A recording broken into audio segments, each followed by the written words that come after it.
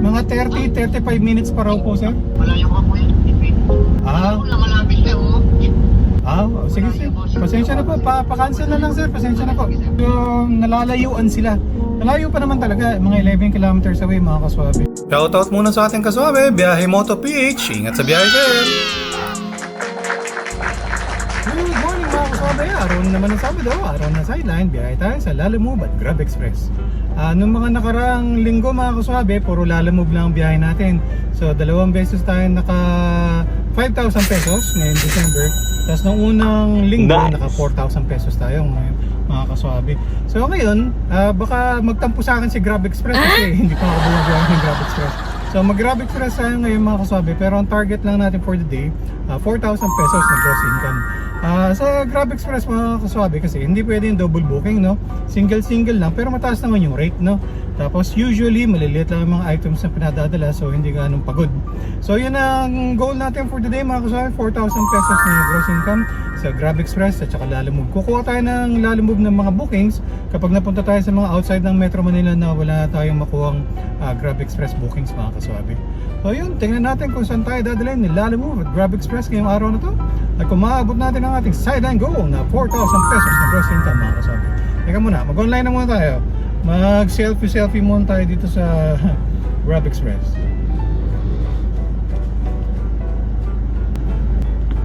Okay mga kasabi, online na tayo. Sa Grab Express mga kasabi, yung pagbukas mo sa umaga, so once a day, facial verification sa Grab Express. Sila alam mo, random kung kailan niya gusto. Minsan may biglang ang booking, tapos biglang mag-face recognition, so mawawala na yung booking. Sayang. Ngayon mga kasabi, online na tayo. Abang-abang na yung booking. Baltaan ko mamaya. Time check, 8:47 ng umaga. Okay mga kasabi, reset natin yung trip pay natin ng 0. Yan, tapos full tank na tayong yung umaga. Mamayang gabi papafull tank ulit tayo para yung ipapakarga natin sa gabi, yun yung eksakto ang gastos natin sa diesel para sa sideline natin ngayong araw na to. Okay mga kasabi, time check 9:46. Kakabukas ko lang ng makina, no? Nandito kasi tayo sa may gasoline station. Bukas yung bintana kanina, naghihintay tayo ng booking, tumitingin tayo sa Lalamove. Ang tumal ng booking sa Lalamove mga kasabi. Tapos may pumasok na booking sa Grab Express, 3.9 kilometers Parañaque. Kapag dadalan, malapit lang doon sa may Sukat Muntinlupa banda. Nung pagkabukas ko ng makina at sinarada ko yung bintana, biglang kinancel mga kaswabe. So, Coronada, ang ating booking number 1. Bang-bang pa tayo, patay muna tayo ng makina uli. Tuloy tayo bintana. Okay mga kaswabe, time check 9:56. May pumasok na booking habang nagagapang tayo. Magapang tayo, papunta na saan tayo mga Pasay, Makati area mga kaswabe. May pumasok na booking 4.3 kilometers Parañaque ang pick up. Mukhang cake ang pipick-upin natin mga kasabi. Kapag dadalan sa may Taguig, dun sa may Acacia Estates, yung marami mga DMCI na mga condo. Pick-upin muna natin booking number 1, Grab Express. Okay mga kasabi, time check 10:22. Na-pick up na natin yung cake. Nag-pick up na tayo dito dati.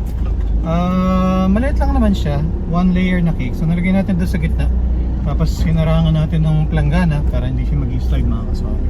So atid natin to 11 kilometers, 31 minutes away, sabi ni Waze. Made by Grab Pay ito mga kaswabe. Wala tayong sisingilin na kami. Okay mga kaswabe, time check 10:56. Na-deliver na natin yung cake mga kaswabe. All goods, paid via credit naman. Pero binigyan tayo ni ma'am ng 49 pesos para dun sa ating toll fee. So medyo mahina ang bookings ngayon. Pareho sa Grab Express, sa Lalamove mga kaswabe.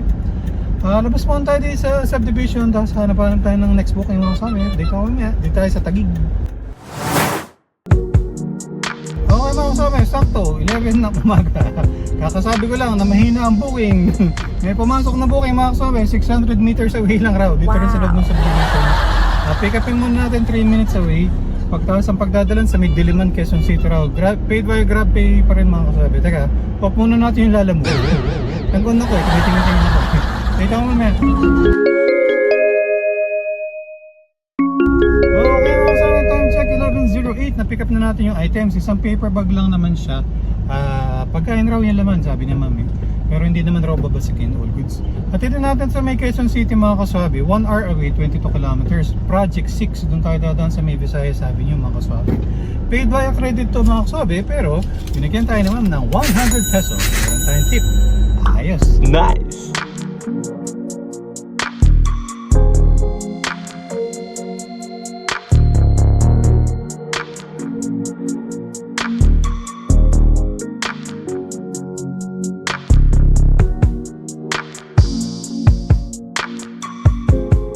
Okay mga kasama, time check 12:07. I-drop off na natin yung items. All goods. Paid via GrabPay naman yung kanina. Bago tayo dumating mga kasama, may pumasok na isang booking 2.5 kilometers away. Pick up tayo ng groceries. Tapos ang pagtatanong doon ba nasa may Baysa yata yun Makikirino Highway tayo. So sana hindi matraffic. Okay, number 3 mga kasama. Tandaan natin. Dito mamaya.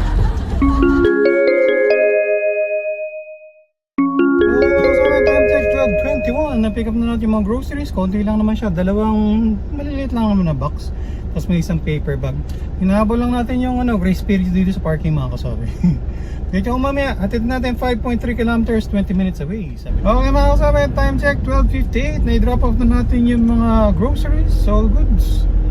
Paid by GrabPay naman yung mga kasabi. Medyo may konting aberya lang kasi wrong pin. Ano lang naman, mga 1.5 kilometers yung layo. So mali yung pagkakapin, so hinanap ko pa siya, winaze ko pa siya based dun sa address. Pero all goods, importante na deliver mga kaswabe. Hanap muna tayo ng paparadahan mga kaswabe. Pahinga muna, kain muna tayo. Completed booking number 3. Ano yata ito? Parang sa Uyo ata ito, sa Uyo, Quezon City yata.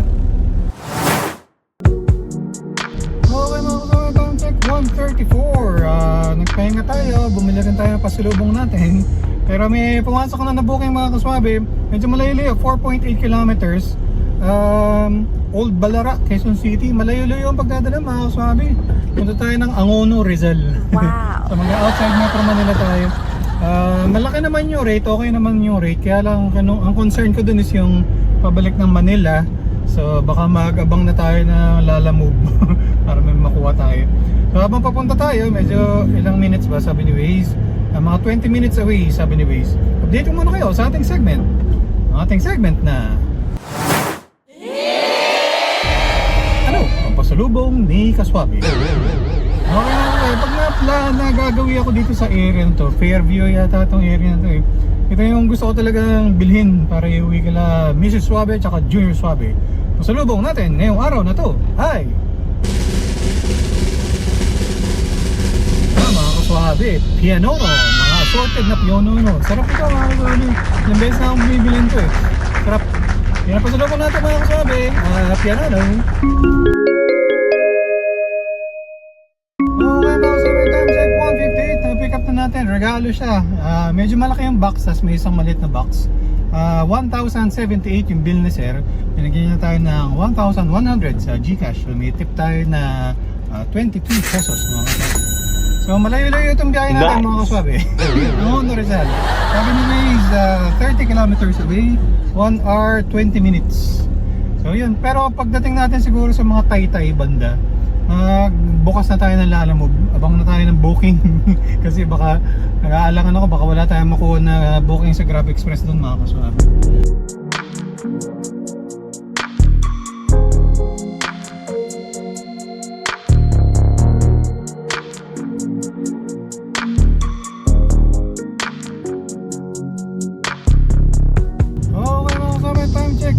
Ng hapon, dito tayo sa traffic sa may East Bank Road. Medyo malapit naman na tayo doon sa Barkadahan Bridge. Kaya iniiwasan ko talaga itong mga lugar na to. Paglalamove na ikaw ang pumipili ng booking, hindi ako kumukuha ng mga booking sa mga area na to mga Kaswabe. Medyo matraffic talaga sa lugar na to, yung Barkadahan Bridge. Pagkatapos ang inaalala ko, yun nga, yung booking paluwas, pabalik ng Manila, baka wala tayong makuha. Although marami naman nagsasabi dito ng araw sa may Taytay, dahil nga marami mga textile na companies, marami naman na raw ng mga bookings, kaya lang, ayun nga, kapag kasi Grab Express, hindi ka makakapili kung ano yung ibigay sa'yo, yun yung ihahatid mo. So anyway, ano pa naman, 10 kilometers away, 40 minutes sabi raw ni Waze. So tsaga-tsaga lang muna tayo dito mga Kaswabe sa traffic. Okay mga Kaswabe, time check 3:15. Nag-offline muna tayo sa Grab Express dahil may na-swipe pa mga Kaswabe sa lalamove. Yung pag-pick up 11 kilometers away, medyo malayo-layo, Pero para mga 2 kilometers away lang doon sa drop-off natin itong sa Grab Express. Kaya nag-offline ako sa Grab Express kasi baka pasukan pa tayo. So para mahabang parang Angono ba yung address niya. Tapos ang pagdadalan sa may Parañaque banda mga kasabi. Naka-priority siya. Lechon daw ang i-deliver mga kasabi. So sinwipe ko na kahit malayo. At saka okay na rin at para at least sigurado may sakay tayo kaysa baybayin ko yung traffic na walang sakay. Sir, medyo malayo pa, kanto po ng Highway 2000 at saka yung Barkadahan Bridge. Mga 30-35 minutes pa raw po, sir. Malayo ka po yun. Malapit siya, Sige sir, pasensya na po, pa-cancel na lang sir, pasensya na po. Okay mga kasabi, nakausap po si kuya. Medyo nalalayuan sila. Malayo pa naman talaga, mga 11 kilometers away mga kaswabi. So kinancel na lang ni kuya yung order.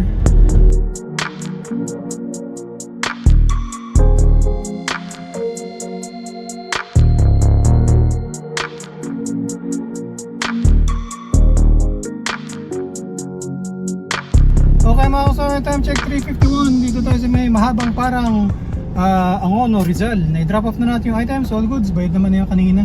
So, abang-abang lang tayo muna. Pahinga muna tayo, abang-abang tayo ng booking sa Lalamove. Tingnan natin kung may makuha tayo mga kasabi. Okay mga kasabi, kung interesado kayo mag-apply sa Lalamove, ito yung step-by-step guide kung paano mag-apply. Tapos paki-input na rin yung aking referral code. Baka naman!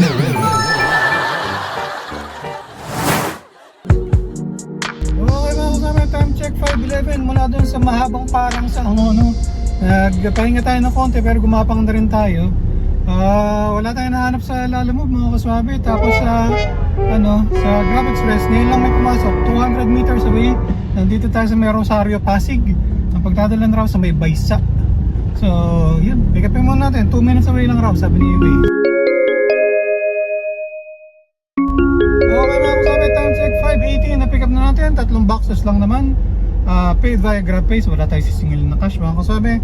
17 kilometers, 56 minutes away, sabi ni Way. Sa warehouse rin yung pagdadalhan natin mga kasabi. Okay mga kasabi, dito tayo sa C. Raimundo. Sasampa na tayo doon sa Ortigas Avenue Extension. Tapos mag-U-turn tayo doon sa ilalim ng tulay. Medyo traffic. Dito muna kayo sa ating segment. Ating segment na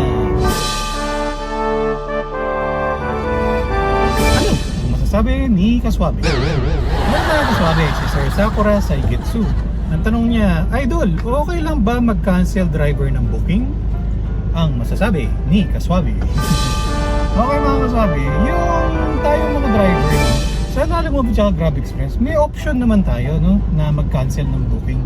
Yun nga lang, pareho nga sa Lalamove at Grab Express, may mga effects sa atin, no? May mga parang penalty kumbaga. Ang first na penalty mga kasabi, kapag nag-cancel ka, ikaw ang nag-cancel ng booking, order taking post. Sa Lalamove 10 minutes, sa Grab Express 5 minutes. So hindi ka makakakuha ng booking kapag order taking post ka, no? So ang advice ko kung sa Lalamove ka, since nag-a-allow naman si Lalamove ng double booking or triple booking, wag mo munang i-cancel yung booking, no? Yung ayaw mo na booking. Hanap ka muna ng pangsabay mo or pamalit mo na booking. Tapos kapag nakakuha ka na, saka mo na lang i-cancel, no? Para tuloy-tuloy lang yung biyahe mo. Sa Grab Express hindi pwede yun kasi si Grab ang nagbibigay ng booking, no? So yun yung una, no? Order taking post. Ang pangalawang penalty sa atin doon kapag nag-cancel tayo ng booking, yung service quality rating natin sa Lalamove at saka yun doon naman sa sa Grab Express naman yung cancellation rating natin bababa, no? So yung service quality rating mga kasabi, kapag nagsimula ka, no, so ano yun, naka-green ka, ano yun yung excellent. Pagkatapos habang naglalaon, bumababa ng bumaba. Ang nangyari kasi sa akin mga kasabi, good na lang ata ako ngayon. Kasi yung nangyari dun, hindi ko alam na kapag pala yung user nag-cancel, kahit na user ang nag-cancel, apektado pala yung service quality rating natin mga kaswabi. So may tatlong klase ng paraan para ma-cancel yung booking mga kaswabi. Una is yung driver cancel, tayo ang magka-cancel. Pangalawa, user cancel. Pangatlo naman is yung customer service cancel. So para masagot po yung tanong niyo, tayo mga driver, pwede po tayo mag-cancel ng booking. Ang basehan na kasi natin, for example, ang una, is yung size. Kunyari oversize siya. Kunyari 200 kg sedan ang booking niya, no? So parang kotse, Vios. Pero ang ikakarga is plywood. Yung isang buong plywood ba? So magaan lang siya. Wala pa yatang 10 kilos yun. Pero oversize, hindi magkakasya sa loob ng sasakyan or sa compartment, no? So yun, pwede mong cancelin yun, oversize. Second na pwede mong basehan to cancel is yung overweight. For example, 200 kg sedan ng booking. Pagkatapos ang gusto nilang ikarga is 10 sako ng bigas na tigti 25 kilos. So 25 kilos times 10 na sacks, 250 kilograms, no?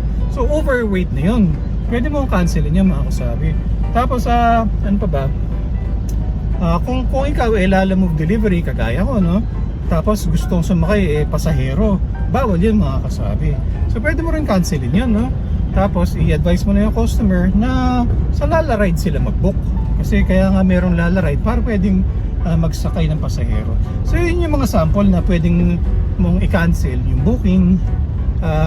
Basta ano lang, mga kasabi, mag-save kayo na mag-i-screenshot or magkuha kayo ng mga picture, no? Kunyari kung overweight siya, picturean mo. Kung oversize siya, picturean mo rin. Kung tinatawagan mo yung customer hindi sumasagot, i-screenshot mo yung call log, yung call history. Bakit? Kasi kapag nag-cancel ka, ilalagay mo doon yung reason bakit mo kina-cancel. So for example, kung overweight, lagay mo reason, tapos lagay mo yung picture. Kung tinatawagan mo yung customer hindi sumasagot, lagay mo yun yung reason, customer does not answer my calls, tapos ilagay mo yung call log. Pero hindi porke hindi porke valid yung reason mo, mga kasabi, wala kang penalty, no? Ano ko pa rin nilalamove, bibigyan ka pa rin niya ng 10 minutes na order taking pause. Tapos kailangan mag-request ka ng review. Kung valid naman, kung legit naman yung pag-cancel mo ng booking, pwede ka mag-request review. In relation to that, meron pa tayong isang kaswabe, si Sir Dennis Del Valle. Sabi niya, Sir Idol, paano po mag-request review? Ang masasabi ni kaswabe. So, kunyari, ngayon ako nag-cancel, no? Yung sample ko kanina, no? So, ang Hono to Paranaque na kinancel ng user. So, ang gagawin mo, mga kasabi, buksan mo yung booking, no? Pagta ka sa Lalamove driver app, dun sa records, tapos dun sa cancel. Hanapin mo yung booking na na-cancel, tapos buksan mo. Tapos, dun sa taas banda, sa right side, meron yung help. Pag kinlik mo yung mga kasabi, so ngayong araw na to, no? Naka-gray out yun, hindi mo yung makiklik yung request review kasi ngayong araw yun eh. So ang gagawin mo kinabukasan, the following day, bukas yun ang gagawin ko, no? So punta ka nga doon sa Lalamove driver app, doon sa records, tapos doon sa canceled bookings, sasanapin mo yung record nung na cancel na booking. Tapos saka may click yung help, yun nandun sa taas. Tapos kapag gray pa rin siya, kinabukasan no, gray pa siya, hindi siya nakiklik, ibig sabihin hindi apektado yung service rating mo, mga kaswabe. Pero kung nakiklik siya, pindutin mo lang siya, tapos yun na, magre-request ka na ng review. So doon, i-input mo kung ano yung rason mo, bakit na-cancel or bakit hindi dapat mabawasan ng service rating mo. So dito, ang ilalagay ko, dapat pala English, mga kasabi. Yun yung nabasa ko sa mga Facebook groups ng Lalamove drivers. So ilalagay ko bukas, yun na, call the customer, customer is not willing to wait. He wants another driver who is nearer to his pickup location. So yun yung lalagay ko. Pagkatapos, ilalagay ko yung screenshot ng call log para makita na natawagan ko naman. Tapos ako natin isasubmit, no? Yung review. 3 days raw, 3 working days ata yung processing. So ang mangyayari na, mga kasabi, check nyo lang from time to time. Tapos hopefully maging successful yung review. Pag successful yung review, sasabihin naman dun, we're sorry to hear that, we will return your service quality rating. So parang ganun. Pero ako, meron rin ng isang instance ng kaswabe, nag-request review ako pero failed. Yun naman, meron na akong booking, no? Pagkatapos di nagda-drive ako, maghahanap ako ng second booking, may nakita ako, isinwipe ko. Pagkatapos nung nakuha ko yung booking, itinabi ko para nga basahin yung kompletong detalye.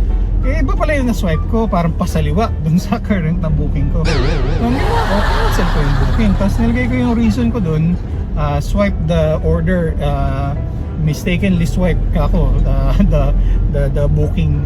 Hindi raw valid na reason yun. So failed yung aking request review para doon sa booking na yung mga kasabi. So ayun mga kasabi, haba na naman sinabi ko. Tignan muna natin ito sa Baysak. Dito na tayo sa may Ortigas Avenue. Tatawid na tayo ng tulay. Hindi ka mamaya mga kasabi, sana makatulong. Yan ang masasabi ni Kaswabe.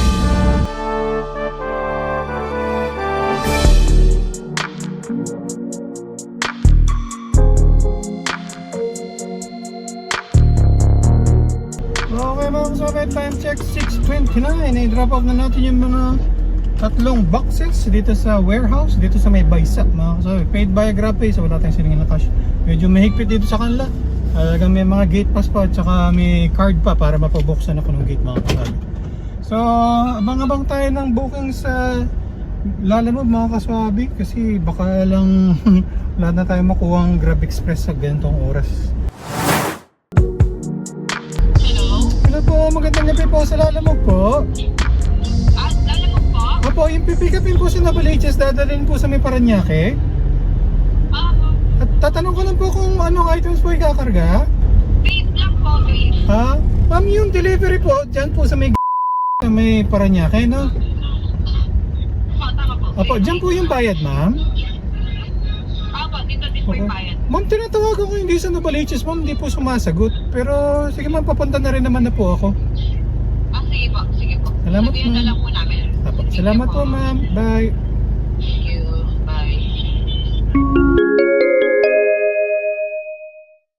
So time check 7:23, na-pick up na natin 5 boxes siya ng vape products mga kaswabi. Hindi naman siya ganun kabigatan, sakto lang. Hatid din natin to sa Paranaque, 1 hour 40 minutes, 36 kilometers away sabi ni Waze mga kaswabi. So pero daan-daan lang tayo kasi abang tayo, baka may sabay tayo mga kaswabi. Mag-set destination rin tayo sa Grab Express mga kaswabi kasi baka makachamba tayo. So yun, dito mamaya, dito tayo sa may San Bartolome, Quezon City.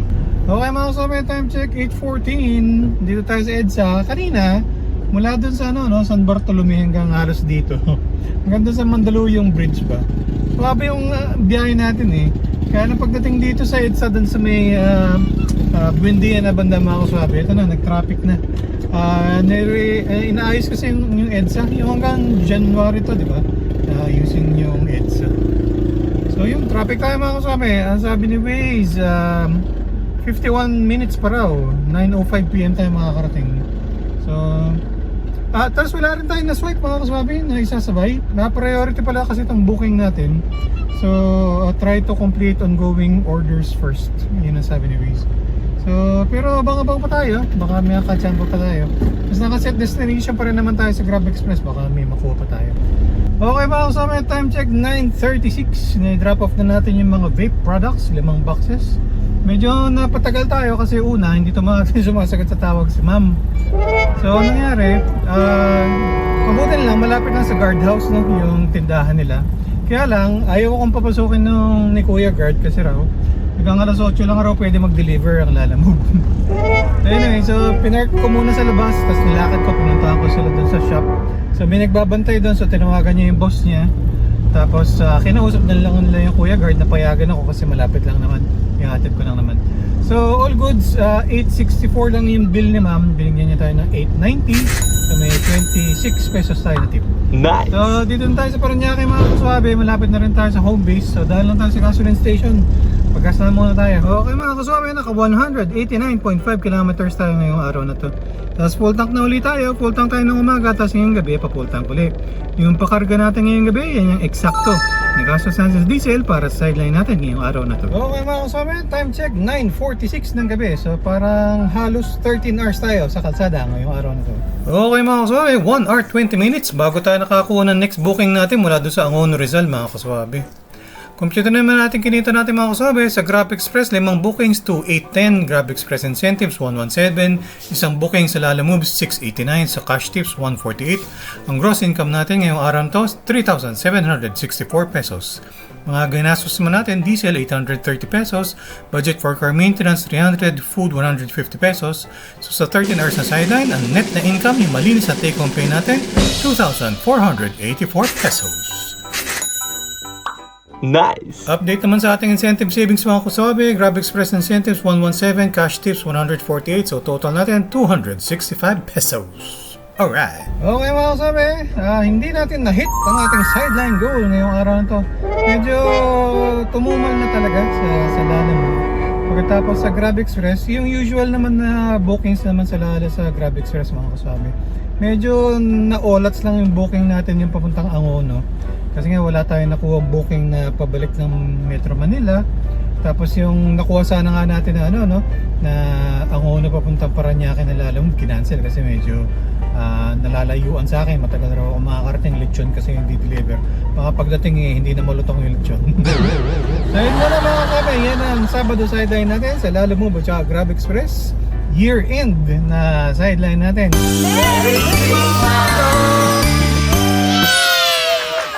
Happy New Year sa inyong lahat mga kasabi. Nandito na lang muna. Maraming salamat sa panonood. Hanggang sa ulitin, ingat sa pagmamaneho para ang biyahe natin ay laging swabe.